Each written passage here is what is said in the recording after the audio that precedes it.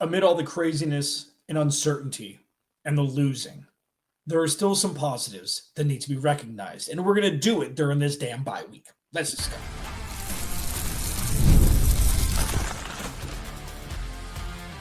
You are Locked On Cardinals, your daily Arizona Cardinals podcast. Part of the Locked On Podcast Network, your team every day. Cardinals, Alex Clancy here. I don't know why I said that. That was a weird delivery. I've said it thousands of times at this point, so one's bound to slip out. That sounds kind of weird. Thanks for hanging out. Thanks for making Locked On Cardinals your first listen. Part of the Locked On Podcast Network, your team every day. You know the dang drill, man. Today's episode is brought to you by Prize Picks. Normally, this is a crossover Thursday, but the Cardinals don't have a game, so there isn't a crossover, but there will be next week with either Landon McCool or Marcus Mosher from Locked On Cowboys, which is going to be awesome, but there isn't today. Either way, today's episode is brought to you by Prize Picks. Download the Prize Picks app today. Use code LOCKEDONNFL to get $50 in lineups after you play your first $5 lineup. So, I was going to do, this is the time of year where you do, mid-season awards, something like that, where we can continue to talk about Kyler Murray and Jacoby Brissett, but nothing has changed. This is the only week where there's no new anything that comes out. So instead of just boring you with the constant conversation over and over and over again, I wanted to highlight the positives for 25 minutes, okay? Well, maybe 20, and then is it enough is going to be the final segment. But there have been some glaring positives on this team. And it's like seeing, a rose bush in a sandstorm, but they're still there. Will Johnson, one of the best rated corners in the NFL. He's only played 7 games. That's a positive. And it's something to be cherished. It's something to be cherished. The DBs as a whole have been pretty to very good throughout the course of this season. So we'll talk about them in the second segment. And with the impact, the lasting impact that has on this organization. And then Paris Johnson Jr. is going to be a Pro Bowl left tackle forever. Forever. I know that he got beat really bad once by Micah Parsons. But before that, he got pushed back, but he held his ground and allowed Jacoby to get rid of the ball early in the game. Paris Johnson Jr. is going to be the left tackle for the Arizona Cardinals for the next 10 years. He's eligible for an extension, and he deserves it. What does that mean for the grand scheme of things? But this first segment is to Trey McBride. Trey McBride is the closest thing to a sure thing the Arizona Cardinals have had since Larry Fitzgerald. And I'm not comparing Larry Fitzgerald to Trey McBride, okay? At all. Not even how they play. Nothing. Zero. Aside from the fact that even with DeAndre Hopkins, even with Hollywood Brown for 10 minutes, there hasn't been a guy who, regardless of scheme, regardless of quarterback, regardless of situation, regardless of the defense they're playing, can just get open. And he does. And he does it with a ferocity that you want from a young, great tight end. He does it the way George Kittle does it. He does it the way Travis Kelce does it. He's like a marriage between the two. More George Kittle, though. That was his comp coming out of Fort Collins. That was his comp, was George Kittle. And the last great blind squirrel catches a nut present that Steve Keim gave to this team was drafting a tight end when they had 46 other needs that are more important. Luckily, it ended up being Trey McBride. Having Trey McBride on the Arizona Cardinals and under contract for a significant amount of time after this season is a beautiful thing. You've got your pillar. You've got your offensive pass-catching staple. And he's great. And they just need to find the way to get the ball. He had 10 catches for 77 yards, 2 touchdowns last week. The dude is a dude. They just need to get him the ball. Okay? What does this do for the rest of the offense? Well, normally the top pass catcher is a wide receiver. So that allows room for a young, talented wide receiver to be the 1A to an already elite tight end. Having your top 2 offensive pass-catching targets be a wide receiver and a tight end, it changes the entire landscape of how defenses scheme against you. It's okay, Jamar Chase, T. Higgins, cool. Those 2 guys, they both play on the outside. I know they move around a little bit, But having a tight end who lines up primarily in the slot or with his hand in the dirt at the end of the line, it's just a different schematic. I mean, it's something that, could definitely be a leg up for the Cardinals, as opposing teams are used to dealing with outside wide receivers. It's a little bit more difficult, it's a little bit more intricate when you have to line a corner up or a backer up or a safety up on a 6'4", 240-pound train. And Trey McBride's been great. Okay, so that's something that not only is he the safety valve, which is he's been for Kyler, but he's now a guy, and we're not talking quarterbacks today, who can run the routes that a wide receiver can run. And on top of that, he can run over linebackers. So you've got that nice little combo. Trey's great. Great pick. Thanks, Stevie Baby. And, that's the number one thing, because I said on the Cardinal Squad show yesterday or Sunday night, I think it was Sunday night, the only entity that is trustworthy on this roster right now, every single time he's on the field, is Trey McBride. That's the only thing that I trust. And sure, Paris Johnson Jr. is a close second with Will Johnson standing right next to him. But he's the only thing in this organization that I trust right now. And it's great that the Cardinals have him and the other 31 teams don't. Paris Johnson Jr., quarterback, wide receiver 1, edge rusher, cornerback 1, left tackle. Like, those are the most important positions in football in some form or fashion of order. If you don't have a left tackle, you ain't going to win. The Cardinals have a left tackle. And they also got a first-round pick for the year following with the trade back and the trade back up move that Monty Osborne did in his first draft. Sure, it's Darius Robinson, who hasn't played great. He had a couple pressures last week. But Paris Johnson Jr. is a set-and-forget left tackle for the next, hopefully, 10 years. He's up for a contract extension at the end of this season. So this is where you look at a guy when the rest of the offensive line, comparatively speaking, cratered last week. He didn't. He's the staple. He's the flagship position, and he's playing as such. Is he Trent Williams? Nobody is. But he holds up, and he's held up. Like, since his rookie year, where he was playing right tackle and DJ Humphries was playing left, he's held up against some of the toughest defensive fronts in football. And then last year, moving into his natural position, he played very well too. And then this year, it's going to be, this is what the autopilot setting is going to be for Paris. An above average with elite capability offensive lineman. I just need to find him some help.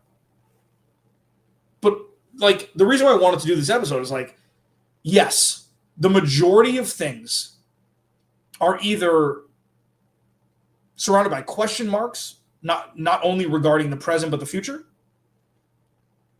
and a bunch of losing that shouldn't be happening.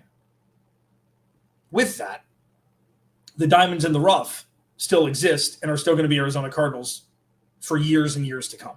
So I know it's kind of like so if they're so important, then why aren't they winning more games? It's a valid question. Having tight end 1, which is pass catcher 1, which may as well be wide receiver 1 at this point. Having LT 1 and having CB 1, not all teams have that. So grasping at straws, maybe. Positivity when it's all about the downturn, not forced. Just things that need to be addressed as we go into the bye week and the Cardinals just stew in their own filth from the last 5 games. Trey McBride, Paris Johnson Jr., the Arizona Cardinals wouldn't be where they are without them. And those two guys are very young, they're very talented, and they're going to be with this team for a very long time. So the offense, at least from pass catcher 1 and left tackle standpoint, are in great shape. What about the defense? Will Johnson, the other DBs, the safeties. Will Johnson has been leading the charge, but he doesn't do it by himself. So that's why I want to talk about Will Johnson and company, and co for short. For those that are watching on YouTube, I'll discuss the next. Locked On Cardinals, your team every day. This episode of Locked On Cardinals is brought to you by Prize Picks. I love Prize Picks. Can that be the live read? Can I just say that for a minute? Prize Picks is fantastic. Like, every day you make decisions, okay? But on Prize Picks, you can actually get paid for them. So don't miss the excitement this football season with Prize Picks, where it's good to be right. Playing Prize Picks, so fun. Simple to, it adds excitement to football. All you have to do is pick more or less on player projections, like Josh Allen's passing yards, Saquon Barkley rushing for a touchdown, pass completions. They've even got like combined field goal kickers, total yardage for a game. Like they've got stats for almost everything. You can make an entry in less than 60 seconds. Cashing out is super fast. Like it's the best of all worlds when it comes to putting a little excitement into NFL for it. Download the Prize Picks app today. Use code LOCKEDONNFL to get $50 in lineups after you play your first $5 lineup. That's code LOCKEDONNFL for $50 off after your first $5 lineup. Prize Picks, it's good to be right. Today's episode is also brought to you by the Game Time app. Football, going in person, awesome. But the process of it, getting tickets, all that stuff, can sometimes be a pain. Like with prices jumping at checkout sometimes, login screens that queue forever, whatever it may be, it's frustrating. And that's why I use Game Time. The app that, gives the advantage back to the fan. Fast, easy, backed by the Game Time guarantee. We will always get 100% authentic tickets delivered on time and at the best price. Plus, all the fees are included, so the price you see is the price you pay. Say you haven't been to State Farm Stadium before, but you want to go check out a Cardinals game. You search the Cardinals' next home game, and you see section row. You're like, oh, that looks cool. Let me click on that. It gives you a panoramic view from the seat, so you can see what your vantage point will be before you buy the tickets. It takes the guesswork out of buying tickets. Now the Game Time app, create an account. Use code LOCKEDONNFL for $20 off your first purchase. Terms apply. Again, that's promo code LOCKEDONNFL for $20 off. Swipe, tap, ticket, go. Download Game Time today. Please go to the YouTube channel, search Locked In Arizona Cardinals. Hit that subscribe button, man. You know what to do. Turn notifications on so you can see my big dumb face. Cardinal Squad Show will be sans me this week. I think they're doing it tonight. I'm taking a little mini vacay. So, yeah, I'm recording this early. How about that? I'm not live right now. I'm never live, so, that's, anyways, as you were. Will Johnson's been live. Towards the top Pro Football Focus graded corners in the NFL. Remember, he's played 7 games. 6? Did he miss one? I don't. He's played less than 10 games in the NFL. And he, through week 5, was the highest graded cornerback. That's monumentous stuff. Even if you're not, there's a couple different kinds of people that love football. Those who adhere to the laws of Pro Football Focus and those who don't. But for me, it's a nice barometer check. That's all. It's a nice barometer check. And that's pretty cool that he's there. So, yeah, he's played very well. Okay. He had a couple holding penalties, I think he had a face mask and 2 holding penalties against Green Bay. So he's going to have his rookie bumps. Okay. But that was the steal of the draft for the Cardinals and could be one of the steals of the draft for the entirety of the league. With corners, you kind of know right away what their launch point level is going to be. Like Max Melton, he struggled a little bit early on last year and really came on as of late. He's been off and on this year. He's been hobbled with injuries. He seems to be off the field, on the field a lot. Listen, playing in the NFL, I couldn't imagine what you go through physically every day. So I'm not to say that I would be able to do any better, naturally. But, he's kind of been in a stalemate we've seen at times. Garrett Williams is the CB1 on this team. He's been on the IR for weeks. We'll see if he comes back this year. But namely, he's had the help of his 3 big brothers in the back with Jalen Thompson, Budda Baker, and Taylor-Demerson.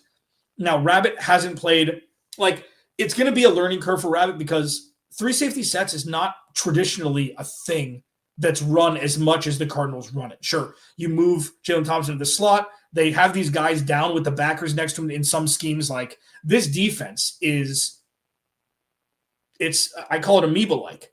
Like there's no real inherent structure. Sure, there's a base, okay, a base set they have. But when you bring on the demon side of it with the 5 DBs, I mean, Keaton Crawford, they had 4 safeties on the field at points early in the season. So being able to maneuver as a rookie a scheme that is much more complicated than even what he faced, with Michigan, and be able to do it without missing a beat for the most part, that's stuff that is imprinted in the set and forget category very early. And I'm not saying he won't falter. I'm not saying he's not going to look like a rookie. But Pro Football Focus does a pretty good job of giving you some sort of area at worst of how a player is producing and playing. And to be the top-rated corner as a rookie through 5 weeks, you can't fake that. I know that, the competition wasn't great with New Orleans and Carolina. I get it. But it's a rookie scale. He's top veteran scale. So, sure, it's a green ribbon in the grand scheme of things, but it is a really nice litmus check, a litmus test, barometer check more so, sorry. And, it's better than it's not. With that said, this is also a testament, as I mentioned, to the safeties also. He's cocooned around very talented football players who have played so many snaps together like Budda Baker and Jalen Thompson have.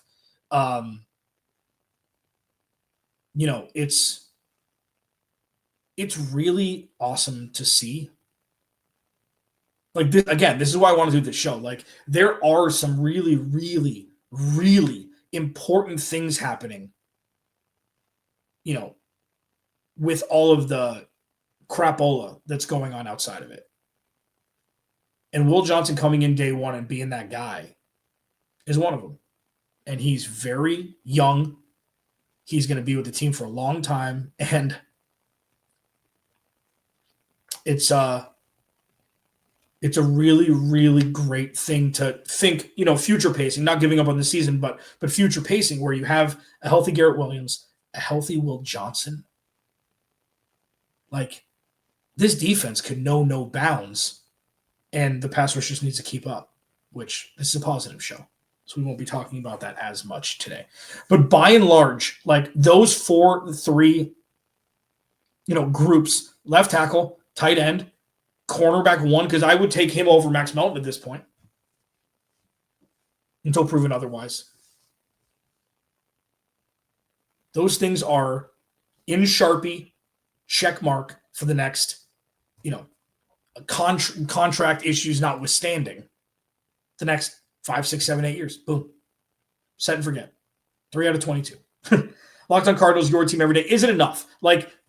Obviously, we're in the middle of a crap box 5 weeks.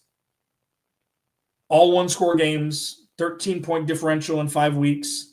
Darren Lewis, I haven't called on you in a while. Sir, can you please find me what the lowest differential is through a 5-week span? This guy's like a computer. If you don't know Darren Lewis, he's an absolute computer. Thanks, man. Thanks for watching. There's your shout out. Yeah, is it enough? Is it enough? I'll explain what I mean by that. Again, in the guise of we're in the tornado, in the hurricane right now. Is it enough for the future? I'll discuss it next. This episode of Locked on Cardinals brought to you by, you know who it is. It's Mazda. Move and be moved, man. Mazda delivers confidence with every ride. Footwork, breathwork, whatever it is. Athletes sweat all the details, and Mazda brings this same intention to how we craft every model. And you can feel the Japanese craftsmanship in every detail, man. From the metallic accents to available Napa leather upholstery, and you can make everyday drives feel like anything but. From smooth handling to intuitive controls, with all-wheel drive standard in every crossover SUV, which is pretty awesome. You can drive with confidence through almost any season. Like our players, we sweat every detail, because when you make every move count, impossible becomes irrelevant. Mazda, move and be moved.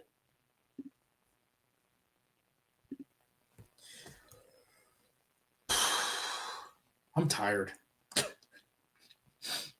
I'm week 18 tired. I still to myself when I'm sitting watching TV or staring aimlessly into whatever, or I'm driving, I do find myself thinking, how did we get here? How do we get here?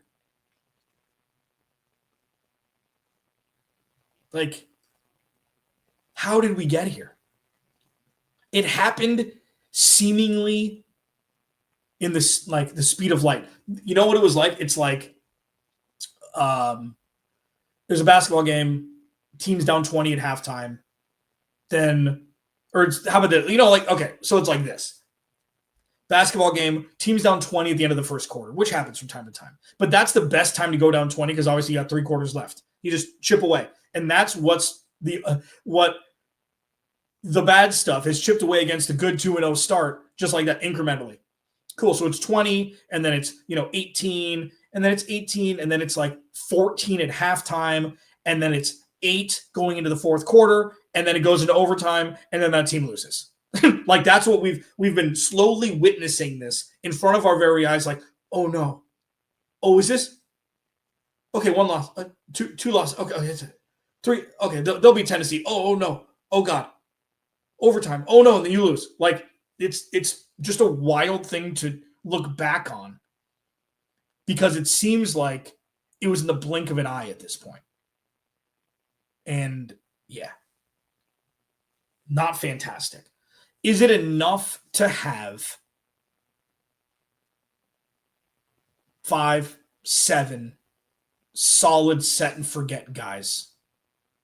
Or does there need to be more? And I've only mentioned 3. I mean, 4 Buddha, James Conner's hurt. It's Calais has been good. But the thing that comparing the Cardinals to other teams talent level wise, it's okay, you take the Eagles out of it. The Eagles can't win anything unless they have an all-pro team. It's the craziest thing. Oh, bring back Brandon Graham. Oh, Jason Kelsey. Somebody got hurt. He stubbed his toe. We need to get all of these guys all-pro again to win. It doesn't have to be that. If you have 5 or 6 really, really good players, usually it's enough to make playoff runs. What the Cardinals are missing, and Josh Sweat was not brought over to be an A-plus all-pro pass rusher. He was meant to lead the cog of the pass rushing room. And he's been fine. He's been okay. And the defense, by and large, which is the statistical anomaly of them all, especially the last 2 weeks, because the offense has been humming throughout the game, that 70, I think, giving up 78 points in the first 3 quarters of all of the games combined. So those 21 quarters, and then the 7 fourth quarters, they've given up 79 points, the same amount of points in 1 quarter. So it can't just be the offense, sputtering out, that's forcing the defensive players to be tired. It just can't be. And these are all 1-score games.